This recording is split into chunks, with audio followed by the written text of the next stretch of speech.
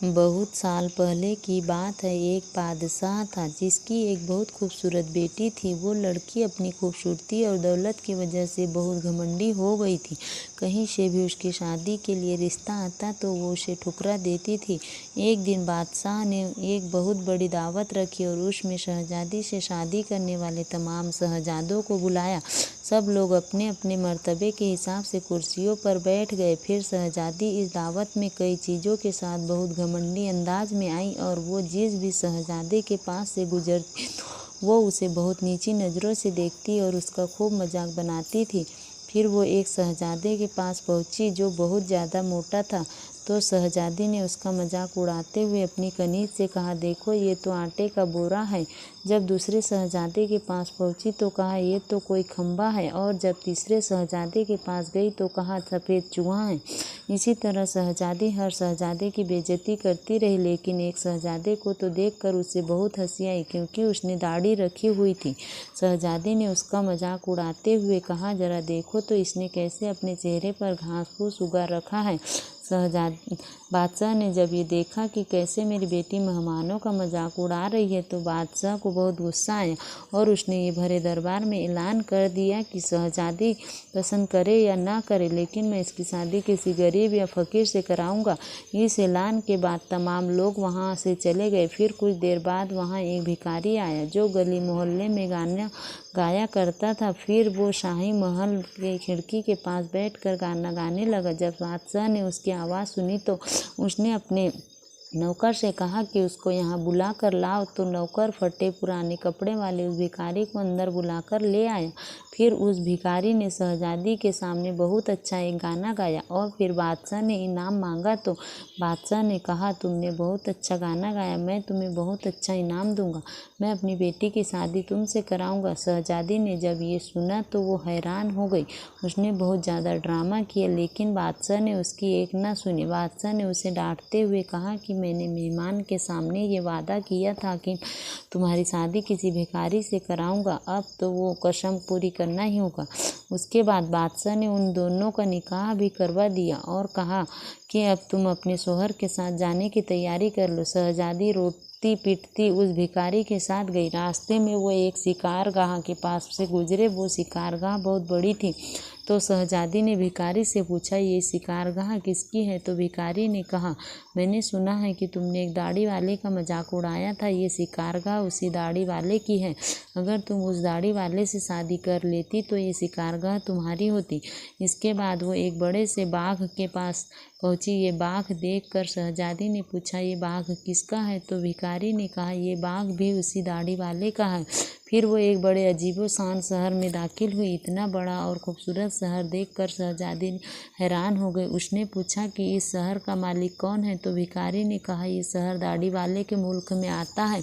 अगर तुम उससे शादी कर लेती तो ये सब तुम्हारा होता। शहजादी ने अफसोस करते हुए कहा, मैंने बहुत बड़ी गलती कर दी, काश मैं उससे शादी कर लेती। भिखारी ने नाराज़ होते हुए कहा कि मुझे उससे कोई मतलब नहीं, मगर तुम मेरे होते हुए किसी दूसरे मर्द की बातें क्यों कर रही हो? क्या मुझ में कोई कमी है? इसके बाद वो एक छोटी सी झोपड़ी के पास पहुँचे तो शहजादी ने कहा, ये कैसी बेकार और छोटी सी झोपड़ी है? तो भिखारी बोला कि ये मेरा घर है और यही वो जगह है जहाँ हमें ज़िंदगी गुजारनी है। तो शहजादी बोली कि तुम्हारा नौकर कहाँ है? तो भिखारी बोला कि हमें नौकर की क्या काम, तुम हर काम कर सकती हो। चलो अब तुम आग जलाओ और मेरे लिए खाना बनाओ, मैं बहुत थक चुका हूँ। लेकिन शहजादी को खाना पकाना नहीं आता था तो भिखारी ने उसकी मदद की। फिर कुछ देर बाद उन्होंने उल्टा सीधा खाना पका कर खा लिया और सो गए। दूसरे दिन उस भिखारी ने उसे जगाया और घर का काम करने को कहा। शहजादी पूरा दिन काम करती रही और ऊपर से भिखारी की डांट भी सुनती रही। किसी तरह से उन्होंने एक दिन गुजार लिए। एक दिन भिखारी ने कहा कि मैंने जो कुछ कमाया था वो सब अब खत्म हो चुका है। अब कमाने की बारी तुम्हारी है। मैं तुम्हें लकड़ी ला कर देता हूँ, तुम उससे टोकरियाँ बुन। ये कहकर वो जंगल में गया और टोकरी के लिए लकड़ी काट कर ले आया। शहजादी ने टोकरी बनानी शुरू कर दी। उसने पहले कभी इस तरह का मेहनत वाला काम नहीं किया था, इसलिए उसकी उंगलियां जख्मी हो गई और उनमें से खून निकलने लगा। ये देखकर उसके शौहर ने कहा कि तुम ये काम नहीं कर सकती, मैं तुम्हें धागे लाकर देता हूँ, तुम उससे कपड़े बुन लेना। लेकिन वो भी ना कर सकी तो उसके ने कहा कि तुम तो मेरे लिए बिल्कुल भी काम नहीं हो, तुम तो कोई भी काम नहीं कर सकती, तुमसे शादी करके मैं बर्बाद हो गया। ठीक है, मैं कोशिश करता हूँ कि तुम्हारे लिए मैं मिट्टी के बर्तन ला दूँ, तुम उन्हें बाजार में जाकर बेच दिया करो। इस बात पे घमंडी शहजादी ने कहा कि जब मैं बाजार जाऊंगी तो मेरे मुल्क के लोग मुझे इस हाल में देख के मुझ पर बहुत हंसेंगे। तो शौहर ने कहा, ये मेरा मसला नहीं है, तुम भूख से नहीं मरना चाहती हो तो तुम्हें ये काम करना ही पड़ेगा। मिट्टी के बर्तन बेचने का काम बहुत अच्छा चल रहा था। लोग जब एक खूबसूरत लड़की को बाजार में बर्तन बेचते हुए देखते तो उस पर तरस खाकर उससे कुछ न कुछ खरीद लेते। जब बर्तन बिक गए तो भिखारी ने और बर्तन लाकर दिए। इसी दौरान एक सिपाही वहां से गुजरा तो उसने बर्तन लेकर उसमें लात मार दिया और वहां कहा, दोबारा तुम इस तरह से रास्ता मत घेरना, एक तरफ बर्तन रख बेचना, बीच रास्ते पर मत बेचना। शहजादी बहुत परेशान हुई, उसने सारा वाकया घर आकर अपने शौहर से बताया। शौहर के ने कहा, तुम बिल्कुल पागल हो, तुमसे किसने कहा था कि तुम बर्तन ऐसे बीच बाजार में रख कर बेचो, आखिर वहाँ के लोग को निकलने में परेशानी होती होगी, मुझे लगता है तुम ये भी नहीं कर सकती, ये तुम्हारे बस का काम नहीं।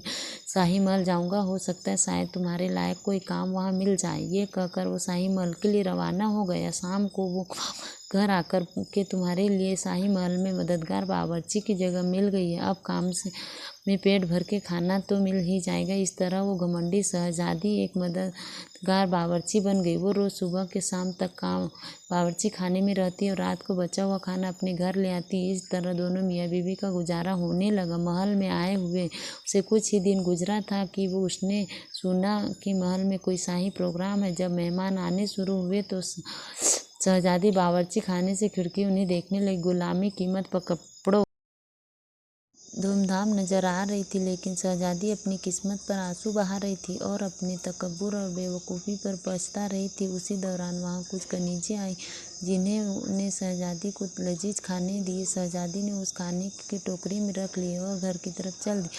महल के दरवाजे से गुजर ही रही थी कि अचानक बहुत कीमती पोशाक पहने हुए एक आदमी उसका रास्ता रोका। शहजादी ने जब उसकी तरफ देखा तो ये वही दाढ़ी वाला बादशाह था जिसकी उसने मजाक उड़ाया था। वो खौफ से कांपने लगी। बादशाह उसे लेकर महल में पहुंचा। इतने सारे लोग को देखकर उसका अपने ऊपर काबू नहीं रहा और घबराहट में उसके हाथ से टोकरी गिर गई। उसमें से खाना निकल कर चारों तरफ बिखर गया। तमाम दरबारी हंसने लगे। शहजादी का उस वक्त हाल ऐसा था कि किसी जगह जमीन फट जाती और वो उसमें समा जाती। उसने झटके से अपना हाथ छुड़ा लिया और भागना चाहती थी। फिर बादशाह ने उसे दोबारा पकड़ लिया और नरमी से बोले कि डरो मत, क्या तुम मुझे नहीं पहचानते हो? मैं वही भिखारी हूँ जो तुम्हारे साथ झोपड़ी में रहता हूँ और वही सिपाही हूँ जिसने तुम्हारे बर्तन तोड़े थे। ये सब कुछ मैंने तुम्हारे लिए किया क्योंकि मैं तुम्हें पसंद करता था और तुमसे शादी करना चाहता था। अब तुम्हारे घमंड का इलाज हो चुका है। मैं वही भिखारी हूँ जिसके साथ तुम रहा करती थी।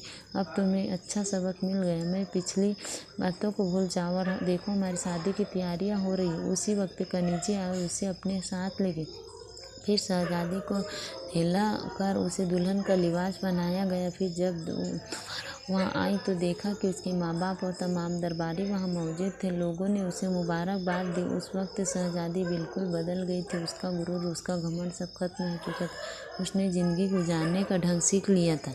सबक दोस्तों, हालात जैसे भी हो, इंसान को कभी तकब्बुर और घमंड नहीं करना चाहिए। अल्लाह ताला का हमेशा शुक्रिया अदा